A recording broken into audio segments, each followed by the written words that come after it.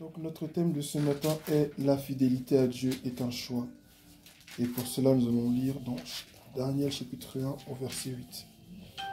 Il est écrit: Daniel prit la ferme décision de ne pas se souiller en consommant les plats servis à la table du roi et le vin de ses banquets. Il demanda alors au chef des eunuques de ne pas l'obliger à se souiller. Au verset suivant, il est écrit: Dieu gagna à Daniel la bienveillance et la compassion du chef des eunuques. Amen. Amen. C'est vraiment le verset 8 qui nous intéresse. Daniel prit la ferme décision. Ça me rappelle un autre verset qui dit, dans Hébreux chapitre 11, verset 1, Or la foi, c'est la ferme assurance, les choses qu'on espère, et la démonstration de celles qu'on ne voit pas. Le mot être ferme dans la vie chrétienne, c'est très important. Amen. Être convaincu, être vraiment discipliné, ou si je peux dire, être vraiment résolu. Avant de parler d'être discipliné, il faut déjà être résolu. Amen. Tu ne peux pas être discipliné, avoir une discipline sans être résolu. Amen. Avant de parler de discipline, de routine de vie, il faut déjà être résolu. Il faut déjà avoir pris une décision ferme. Ce matin, tu t'es levé, tu t'es dit, je vais venir ici. Je vais mettre mon haut, je vais mettre ce que je mets dessus, je vais mettre mon bas, je vais mettre mes chaussettes, mes chaussures. Pour les femmes, je vais mettre mes boucles d'oreilles, je vais me parer comme je peux. Pour les hommes, je vais aussi bien mettre mon petit parfum, mettre ma chemise, mettre mon haut. Et tu es venu. Personne ne t'a habillé ce matin. Tu as pris toi-même la décision de venir, de mettre ton manteau, d'affronter le temps et de venir jusqu'ici. Pourquoi? Parce que tu as pris cette décision. Amen. Tu dis ce matin, je vais venir prier. Et c'est ton choix. Et tu es venu jusqu'ici. Et tu as atteint ton objectif. Amen. La vie chrétienne, c'est la même chose. C'est un choix. Amen. Et nous devons tous, autant que nous sommes, faire ce choix. Ici, Daniel l'a dit. Il est écrit: Daniel a pris la ferme décision de ne pas se souiller. Pour le contexte, pour ceux qui ne savent pas, c'était à un certain moment où Daniel et ses quelques amis, ils ont été pris en captivité dans un peuple païen. Amen. Dans un pays qui ne connaît pas le Seigneur, c'est-à-dire Babylone. Amen. Et en ce lieu où il n'y avait pas cette culture de Dieu là, en fait, Daniel était vraiment en proie à la corruption, en proie à toutes sortes de vices. Amen.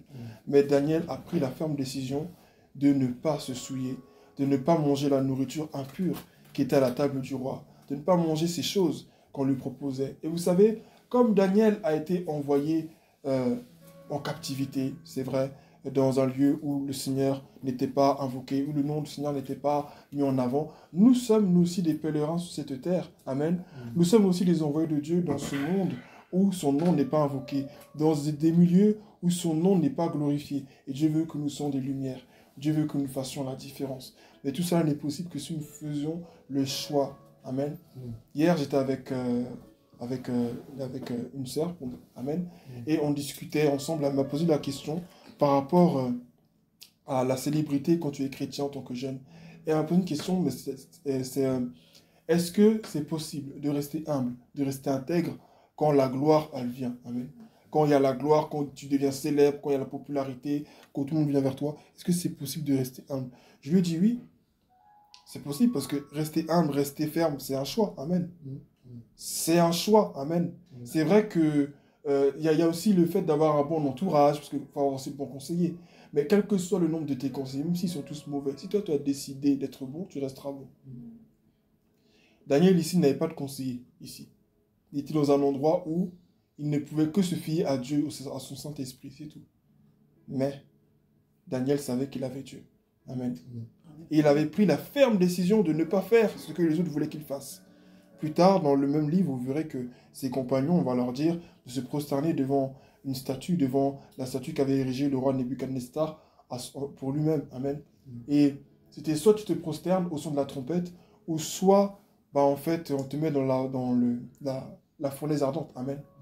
Ils ont refusé, ils ont dit, même si Dieu ne vient pas nous sauver, nous n'allons pas nous prosterner devant ta statue. Et souvent, nous prosternons, nous, enfants de Dieu, nous prosternons sans nous rendre compte. Lorsque nous reprenons les mêmes péchés chaque jour.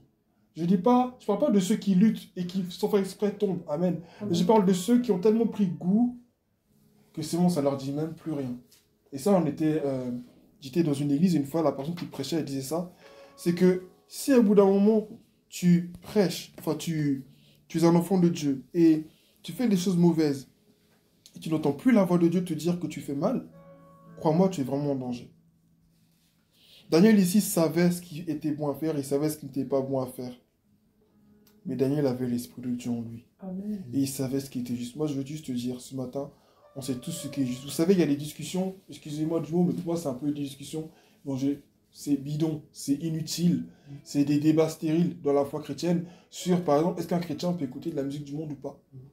J'en arrive encore aujourd'hui à se demander si un chrétien peut écouter de la musique du monde. Et certains vont argumenter pour dire, non, mais en fait, il y a de bonnes valeurs dedans. La Bible dit que tout ce qui n'est pas, comment dire, sujet de scandale, ou tout ce qui n'est pas sujet de scandale, tout ce qui n'est pas, tout ce qui est digne de louange, amen, tout ce qui est digne d'honneur, etc., c'est bon, etc. Je paraphrase. Donc, pour eux, comme la Bible dit ça, donc, si dans la musique, on parle par exemple de faire du bien à sa maman, jusqu'à quelqu'un qui va au travail, jusqu'à quelqu'un qui dit il faut faire du bien autour de toi, laisse parler les gens, les écoute pas, et les gens c'est des jaloux. C'est la musique du monde. Je ne l'écoute pas. J'ai assez de valeur dans la parole de Dieu, j'ai assez de valeur dans la musique chrétienne. Amen. Et la différence entre la musique du monde et la musique chrétienne, il peut y avoir de bonnes valeurs dans la musique du monde, c'est vrai. Mais ce n'est pas le même esprit. Amen. Amen. C'est ça en fait qui doit nous aider. Ce n'est pas le même esprit qui a inspiré ces chants. Pourquoi je vais les écouter? Pourquoi je vais les écouter? Quand j'écoute la musique chrétienne, je vis. Quand j'écoute de la musique chrétienne, je vis. Je suis en connexion avec mon Dieu. Quand j'écoute de la musique chrétienne, tout de suite, c'est comme si j'étais déjà au ciel. Quand j'écoute de la musique chrétienne, même si je viens de faire quelque chose qui est mauvais, qui est bizarre, et que même si je suis fâché, je suis en colère, parce que j'écoute cette musique-là, tout d'un coup, mon esprit de Dieu qui est en moi me rappelle la parole de Dieu que j'ai médité hier. L'esprit de Dieu me ramène dans la présence de Dieu par la musique que j'ai entendue. Amen. Mais la musique du monde, ça m'emmène où? Ça me donne rien du tout. Il n'y a pas de vie dedans, c'est vide. Vous allez les écouter. Ils vous disent peut-être des choses sensées, mais il n'y a pas de vie dedans. Quand tu as l'Esprit de Dieu en toi et que tu entends, ne serait-ce que tu passes, des fois tu entends des pubs, des fois tu travailles dans des lieux où il y a de la musique. Donc des fois, à force d'entendre de la musique, vu que tu travailles là, du coup, au bout d'un moment, tu prêtes attention aux paroles. Je ne dis pas que parce que la musique du monde, c'est pas une musique chrétienne, il ne faut pas l'écouter. Donc, c'est bon, on est de mauvaise foi, c'est-à-dire que tu n'as pas le droit de dire que la musique elle est belle, que la personne elle chante bien. La personne elle chante bien, c'est de la belle musique. Il y a des beaux chants, il y a plein de chanteurs dans le monde qui ont des belles voix. Mais ils ne glorifient pas Dieu. Cette musique ne m'emmène pas vers Dieu. Ce qui ne m'emmène pas vers Dieu m'éloigne de lui, tout simplement. Amen. Je ne peux pas écouter cette musique. Amen. Vous imaginez, là, on vient de prier là, tout de suite, là.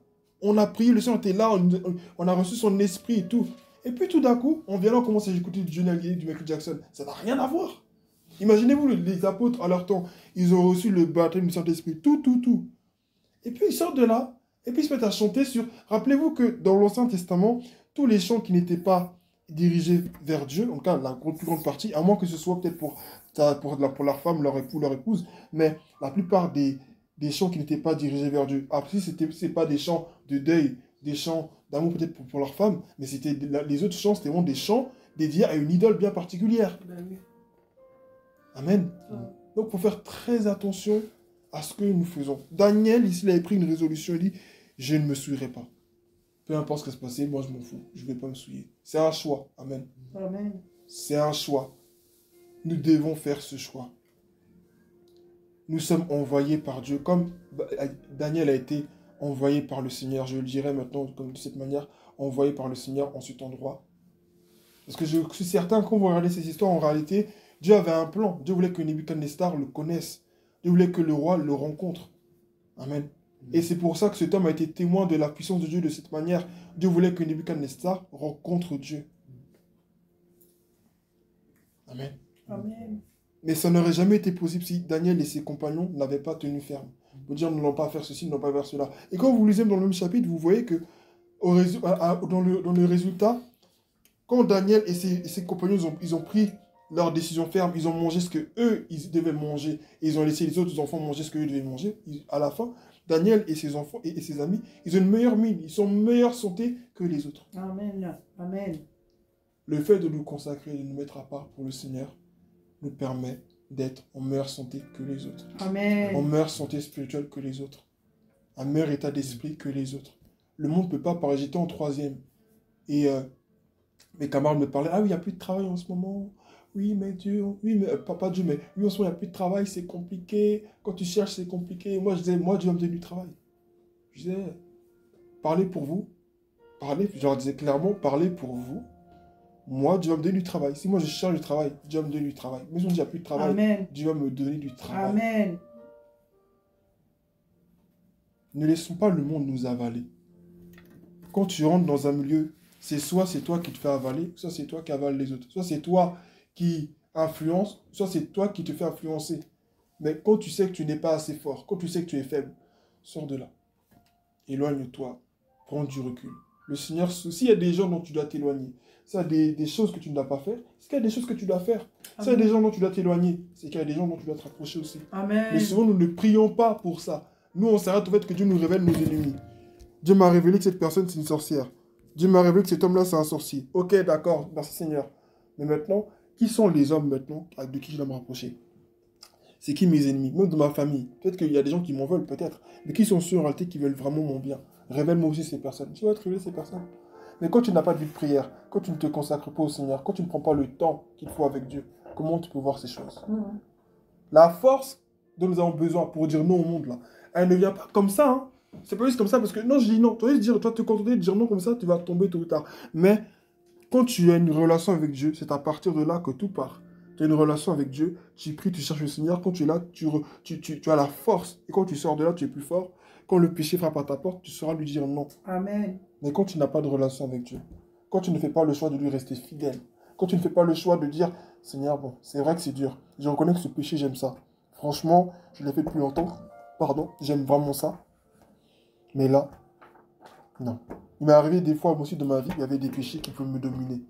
Et quand je suis en train de chanter, quand je suis en train de prier, quand je suis en train de prier de mon temps personnel, je vois que ce que je vis avec Dieu est tellement plus grand que ce que le monde me propose. Je dis, Seigneur, ça, c'est fini. Et avec le temps, le sang me permet de marcher dessus et puis d'avancer. Amen. Donc, je finis par là. Soyons fidèles au Seigneur. Amen.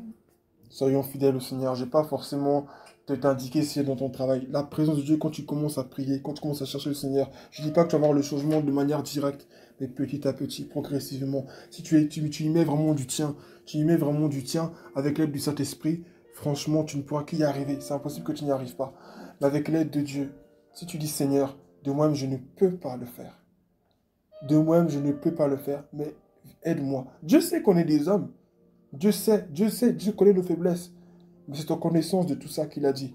Je ne prie pas. Je ne prie pas, Seigneur Père, je ne prie pas pour que tu les ôtes du monde. Je ne prie pas pour que tu les retires du monde. Mais pour que tu les, pour que tu les préserves encore du mal. Amen. Voilà, mais pour que tu les préserves du mal. Amen. Amen. Jean 17, merci. Amen. Amen. Donc que son nom soit béni. Et n'oublions pas de rester fidèle au Seigneur. Être fidèle à Dieu, c'est pas venir ici forcément chaque dimanche. C'est pas venir là à toutes les réunions, même si ça joue, ça rentre aussi dans le fait d'être fidèle aussi. Amen. Mais à quoi bon venir ici faire les chrétiens si dans la vie de tous les jours, nous sommes des païens? À quoi bon venir ici être soi-disant fidèle, on est là, on chante, on prie, alors que dans la vie de tous les jours, je n'ai même pas eu un temps pour parler au Saint-Esprit. Tu commences le matin, téléphone. Avant de dormir, téléphone. Non, le Saint-Esprit, c'est une personne. Il veut aussi que tu dises « Bonjour Saint-Esprit, comment tu vas ?» J'espère que tu dis Amen. « Bonjour Saint-Esprit. Bonne nuit Saint-Esprit. » Même si tu ne dors pas, mais bonne nuit quand même. Amen. Amen.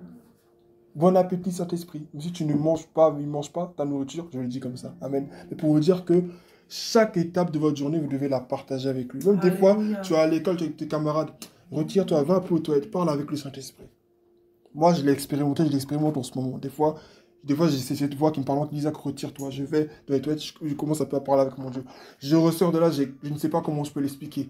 Une force, une joie que je ne peux pas expliquer. Je prie dans mon cœur, je ne prie pas comme je prie là, mais je prie dans mon cœur. Et quand je ressors de là, j'ai cette joie et cette paix. Et quand on vient me proposer des choses maintenant, « Non mais, viens te promener avec nous, viens faire ci. » Je dis « Non, je ne suis pas là pour ça. » Là, maintenant, j'ai la force de dire non. Amen. Amen. Mais quand je ne prie pas et puis je suis là, je joue un peu. Bon, vous connaissez la suite. Amen. Donc, que le nom du Seigneur soit béni. Soyons fidèles. Amen. Soyons fidèles. C'est le Saint-Esprit qui donne le vouloir et le faire, qui donne la capacité. Amen. Mais livrons-nous à lui chaque jour et il fera grâce. Que son nom soit béni. Amen. Amen.